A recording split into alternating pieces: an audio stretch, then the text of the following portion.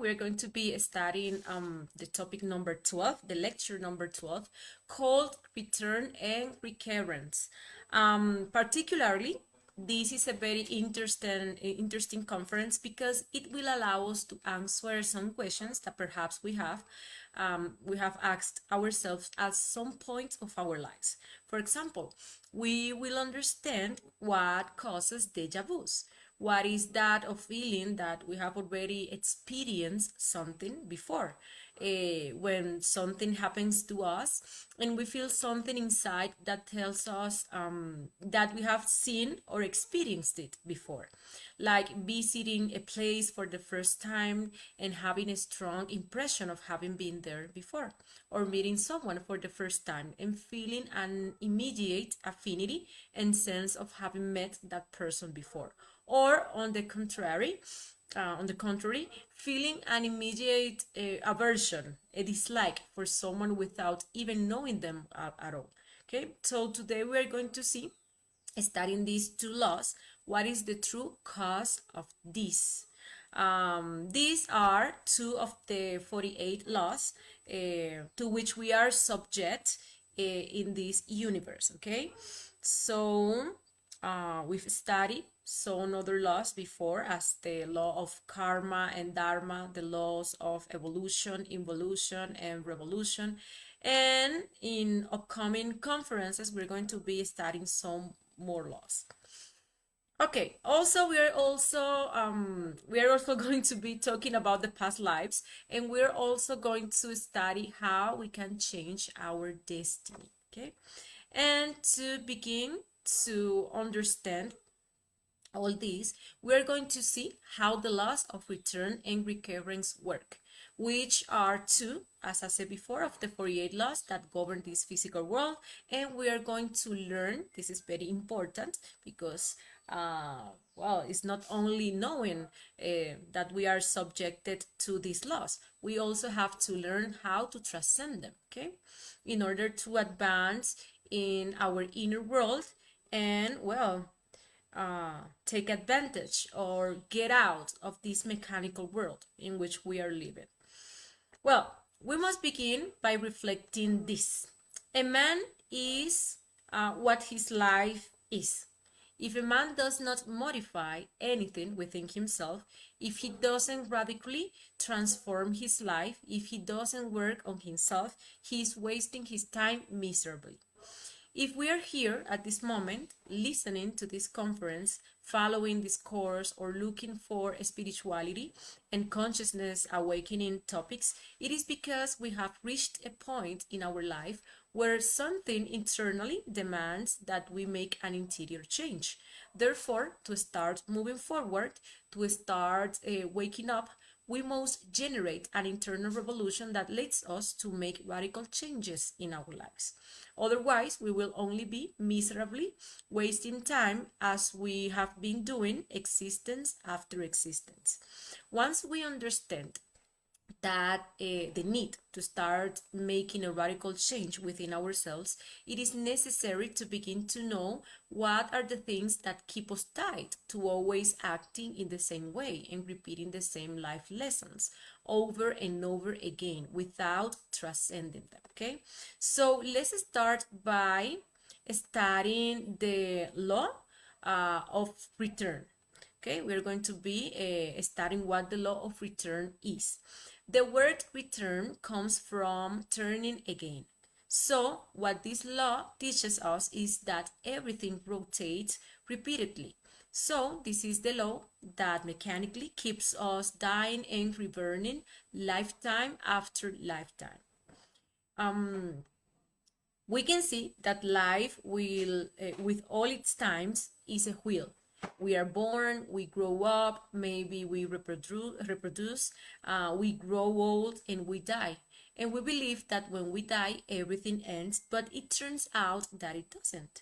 It turns out that death is only the return to the starting point of life itself, with the possibility of repeating it again. As we explained in Conference 8, where we talk about evolution and involution in the wheel of samsara, we said that we have 3,000 cycles to achieve self-realization, or 3,000 turns on that wheel, passing through the different kingdoms of nature. And upon reaching the human kingdom in each cycle, we are entitled to 108 lives as humans. And between one life and another, there is a return process. And what is that process?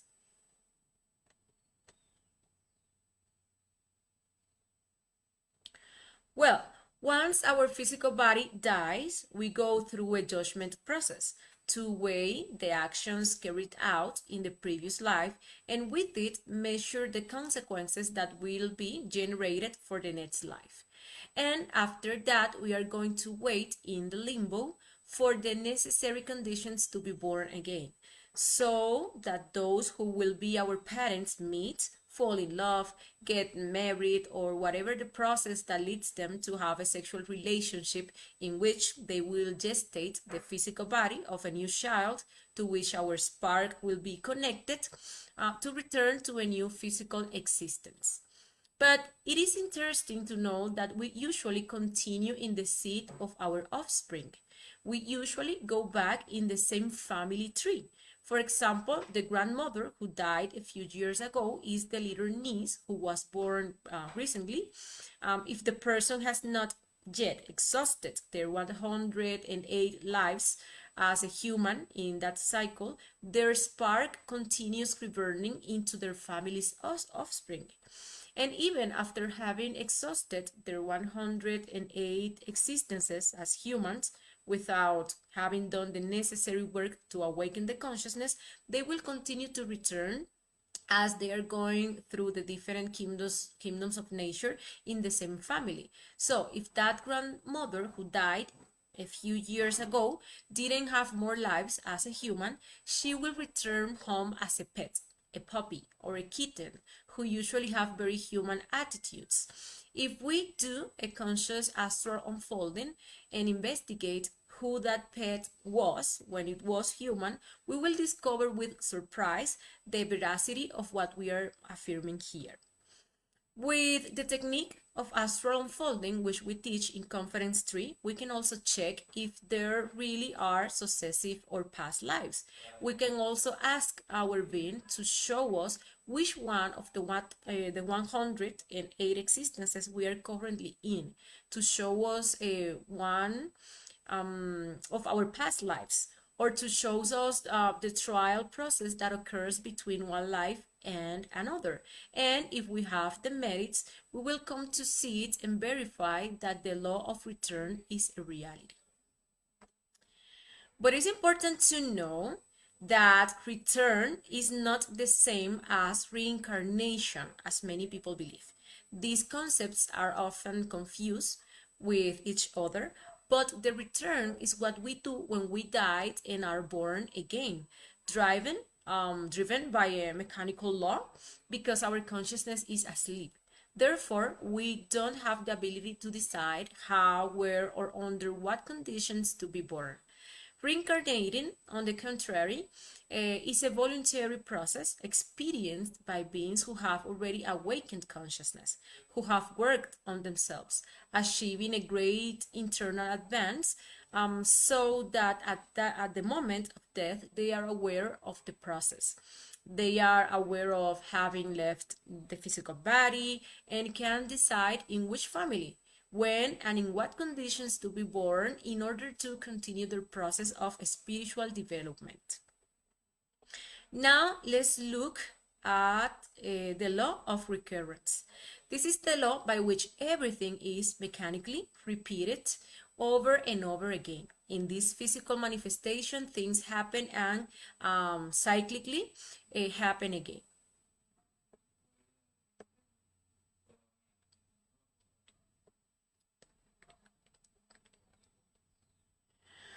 Well, and this is because we are subjected by this law. The life of each one of us with all its moments, is always the same, repeating itself from existence to existence through the innumerable centuries. The life of each one of us in particular is a living movie that when we die, we take with us to eternity. Each one takes his film and brings it back to project it again on the screen of a new existence. Each one of the situations that arise in our life are the different scenes of our film. We believe that we manage our life, that we make decisions, and we don't realize how we simply repeat the same actions, the same mistakes, the same circumstances, life after life. We have been visiting the same places, meeting the same souls, going through the same situations, only aggravated by the consequences of this. That's why we experience things that we are sure we've experienced them before. Meeting people and already having an impression of these people without having treated them enough. And that is what we call deja vu, or even what we call premonition. We have the feeling that we have experienced this before, or that we know what is going to happen, and it is only because we have been experiencing that same situation with those same souls so many times that we have it engraved in the memory of our waters, although we don't remember it with our mind. When we come to understand and verify this, we realize that our destiny is already written. Written that nothing that happens to us happens by mere chance. We believe that we fall in love with someone just because we decided so. But we don't realize that under our reasoning, a series of things moved which led us to meet again and get together with that person, to repeat the different circumstances that we have been living with that person one life after another.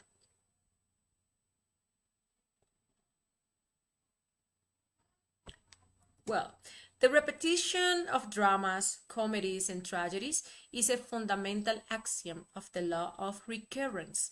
In every new existence, the same circumstances are always repeated, and the actors of such scenes, always repeated, are those people who live within us, the eyes, the defects, or the egos.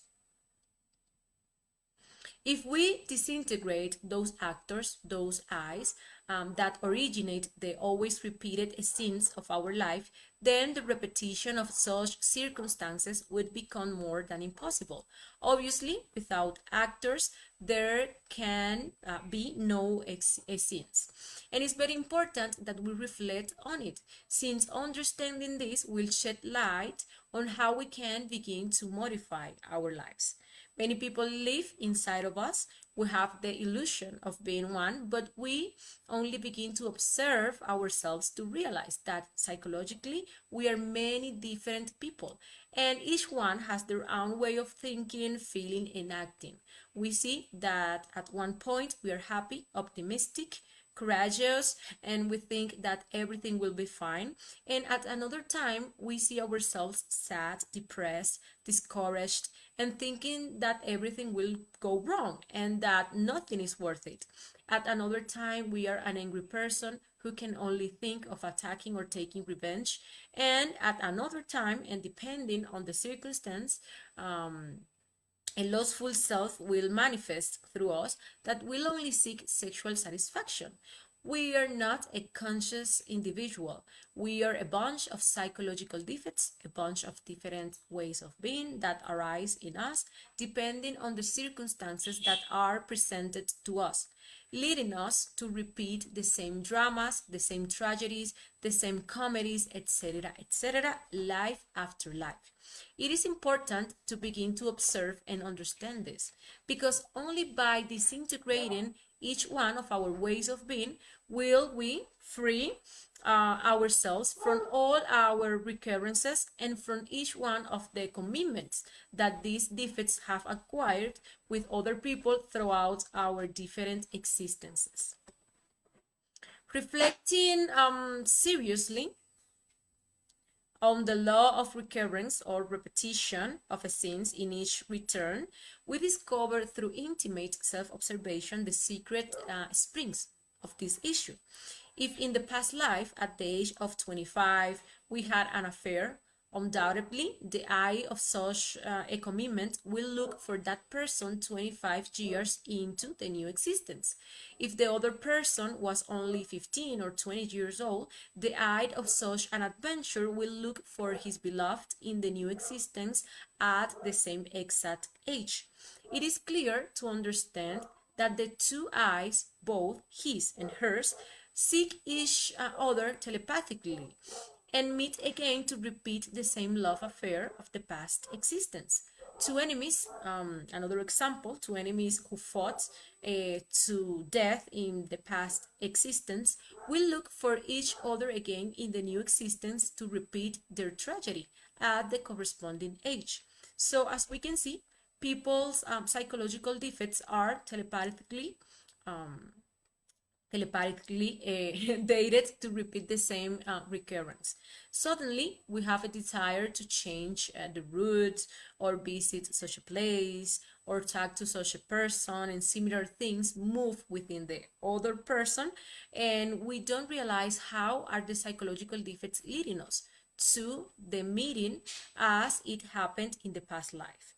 Each one of our psychological defects has many commitments, and none of them will lead us to get out of this wheel to awaken consciousness. On the contrary, they will seek to manage us through desire and through our mind. Life after life, we become simple puppets of our defects. We go through life dragged by circumstances, never denying ourselves to these desires, fatally fulfilling each one of these commitments and living in the illusion that we are the ones who run our lives. Within each one of us, as I said before, live many people full of commitments who come to fulfill them. Our lustful eyes, created many lives ago, bring their sexual commitments. Our treacherous eyes bring their commitments. Our violent, tyrannical, submissive eyes, our vice eyes, have marked in this existence the age at which they will begin to manifest and how many times they will, and etc.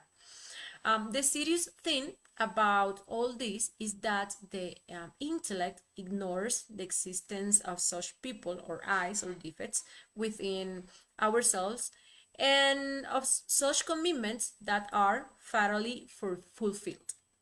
Our personality is only the instrument of the different eyes through which each one of these eyes fulfills its commitments.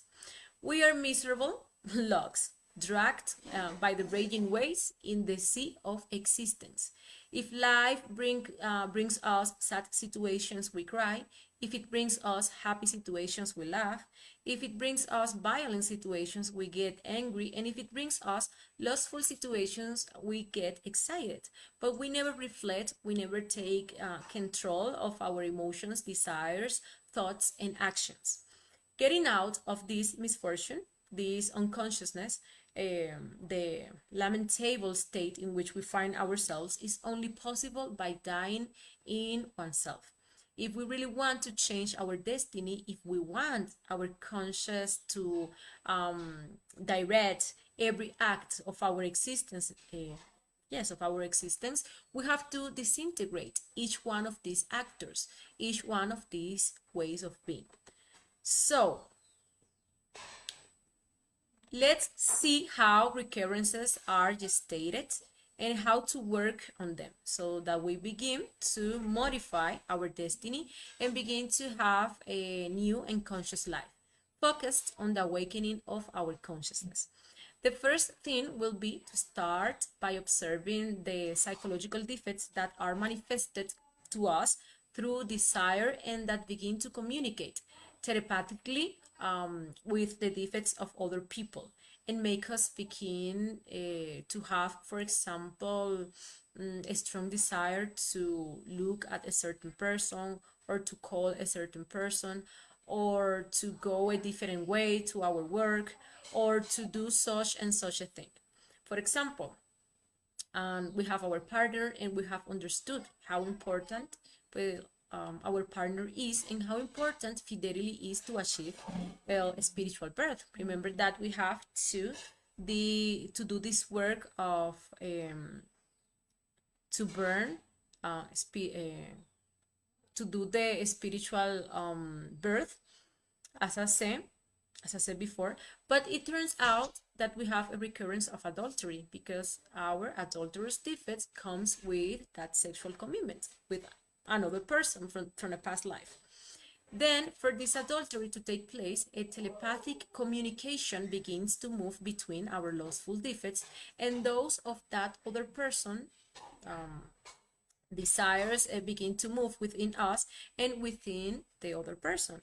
A desire to flirt, or to talk to that person, etc. But we must also observe how our personality helps the personality, well, that image that we have formed of ourselves in this life, okay?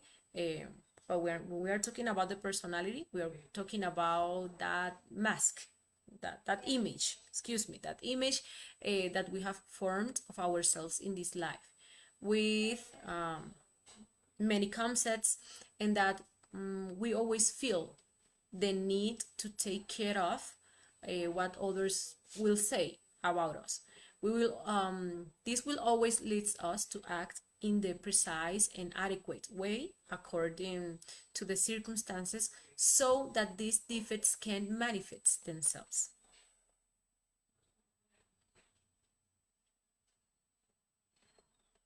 Well, let's put some examples of recurrences to see how to work on them. In the case of adultery, for example, the day of the recurrence arrives when that person asks us for the favor of accompanying him or her to his house or her house for something. Our personality acts due to its concept that we cannot deny a favor to a person. Then we give in, and the recurrence ends up occurring. But it is that we already come with a psychological and emotional burden that if we don't observe it, we fall easily. The same could be said of a recurrence of a fight. We must observe the defects of displeasure and antipathy that begin to manifest in us, and that are going to communicate telepathically with the other person, so that this recurrence occurs. If we have in our personality, for example, the deep rooted concept that we cannot allow ourselves to be humiliated by anyone, well, there our personality will be helping so that this recurrence occurs. These are facts that we are unaware of. Things happen to us, events that are processed in our subconscious and in our unconscious. Also, we have the false, okay, the false illusion of doing, but we do nothing consciously. Things happen to us, okay? This is something totally mechanical. But if we observe ourselves, we discover, for example, the desire that is manifested in us. We discover the concepts of the personality that want to lead us to make a mistake. If we become reflective and we begin to observe all those things that would commonly pass below reason, and we deny those egoic desires, asking our Divine Mother, who is remember that our Divine Mother is the love aspect of our consciousness, okay? We ask her to disintegrate those desires, those obsessions, all the details that we observe in our mind, emotion, and sex. Well, this is how we're going to free ourselves from continuing mechanically falling into the recurrences of our ego and making the same mistake once over and over again.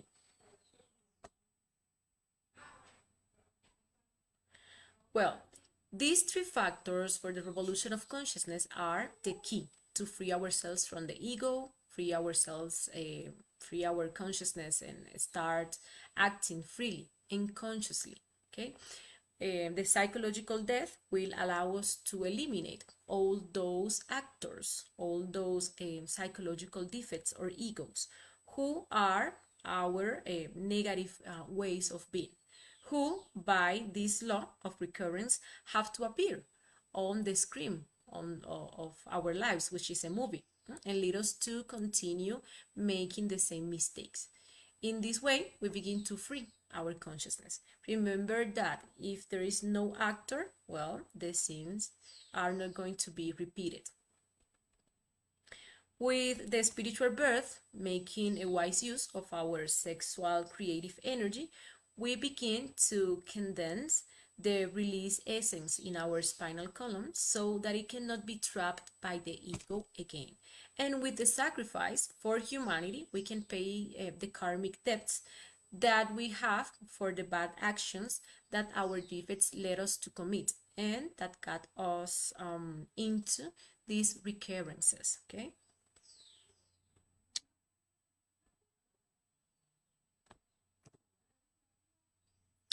Doing this work on ourselves, practicing these three factors, is how we free ourselves. When we disintegrate the different defects that keep us tied to the incessant repetition of circumstances and errors, we free ourselves from the law of recurrence. Also, we're going to free ourselves from the law of return, okay? And by releasing and awakening all our consciousness, we free ourselves, as I said before, from the law of return also, because we will no longer have to repeat this life, because we have already achieved its purpose, which is to reach self-knowledge and the self-realization of our being and the total liberation. Okay, so this was today's topic. Remember that if you have any question, any doubt, you can leave it in the comment section down below, and we're going to be very happy to answer any question or solving any doubt you may have. Also, in the description of this video, you're going to be finding the access link to the WhatsApp group and the Telegram group. Also, you're going to be finding the link to our YouTube channel, okay?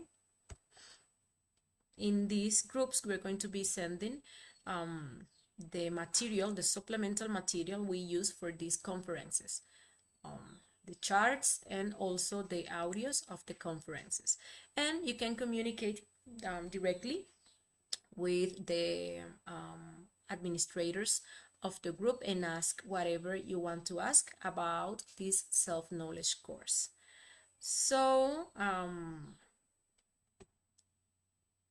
let me invite you to the next topic, in which we will study the laws of karma and dharma. Okay, we're going to be learning everything about karma, the different types of karma, and how to negotiate it. So thank you very much, and until next time.